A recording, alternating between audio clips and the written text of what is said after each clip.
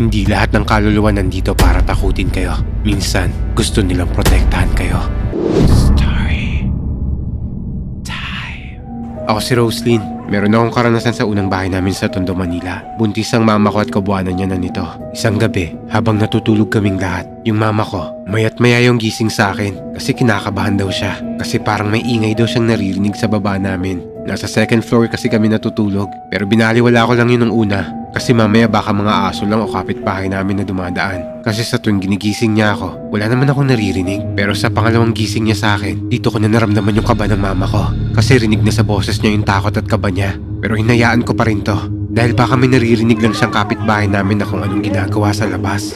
Sa pangatlong gising sa akin ni mama, bumangon na ako. Kasi hindi na talaga mapakali si mama. Tas ang sabi niya, lumipat daw kami sa bahay ng ninang ko. Medyo malayo pa yun sa amin at bandang 2:00 na madaling araw nito. Pero pumayag pa rin ako, kaya dahan-dahan na kaming bumangon. Tapos pagbaba namin, laking gulat namin dahil nakabukas na yung pintuan ng sala ng bahay namin. At yung gate namin nakabukas na rin. Hindi ako pwedeng magkamali. Dahil bago kami umakyat, sinasarado namin ng maigi yung gate saka yung pintuan namin. Kasi ng panahon na to, nakadestino yung papa ko sa may Batangas. Kaya kami lang ni mama ang tao sa bahay. Kaya sinisigurado namin na laging nakasarado ang lahat. Pero ang nakakapagtaka, walang ni isa sa gamit namin ang nawala. Kaya naisipan namin ni mama na ipatawas ang pangyayaring to.